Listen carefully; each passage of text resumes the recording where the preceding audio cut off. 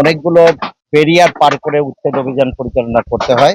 বিশেষ করে মহামান্য আদালতে যখন আপনার সংক্ষুব্ধ ব্যক্তিগণ যে রায় নেন, তখন কিন্তু সেই রায় ভ্যাকেট করতে আমাদের দীর্ঘ সময় লেগে যায়। হ্যাঁ? তো যে কারণে ইতবছরে আ মহামান্য আদালত দিলেও স্থিতি অবস্থা মানে কি? স্থিতি অবস্থা মানে উভয় পক্ষ যে অবস্থায় থাকবে সেই অবস্থা। সে ধরেন আজকে আমি এখানে উচ্ছেদ করলাম, কালকেই একটা মহামান্য আদালত থেকে স্থিতি অবস্থা নিয়ে আসছে। কিন্তু তারা কিন্তু এই অবস্থাকেই রাখতে হবে। তারা আবার দেখা যাচ্ছে নতুন করে ঘরবাড়ি বানাচ্ছে বা আবার নতুন করে ভরাট শুরু করছে।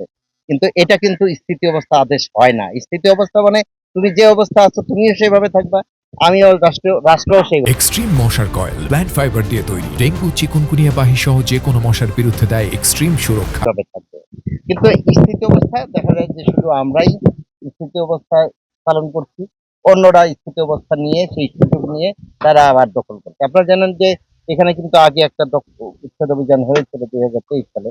কিন্তু তখন কিন্তু ওই আদেশটা নিয়ে এসে স্থিতি অবস্থা আদেশ নিয়ে আসছে। তারা কিন্তু থেমে থাকেনি। স্থিতি অবস্থা আদেশ নিয়ে আবার নির্মাণ কাজ শুরু করা হচ্ছে। সেক্ষেত্রে আমাদেরকে সংশ্লিষ্ট জেলা প্রশাসন বা পুলিশ প্রশাসন, আইন শৃঙ্খলা বাহিনী সেগুলোর একটু নজরদারি রাখতে হবে।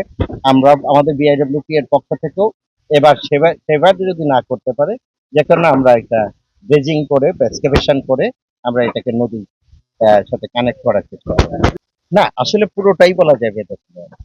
যেমন আপনারা দেখবেন যে নুনিয়াছড়া, তারপরে আপনার ৬ নাম্বার ঘাট, এগুলোর পেশকার পাড়া, তারপরে আমলাপাড়া, এগুলো সব জায়গায় আপনার উকিলপাড়া, এগুলো সবগুলোই আপনার দেখেন পেতেছে। এই যে এইটাও তো এটা পুরাটাই বলা যায় যেতে পারে।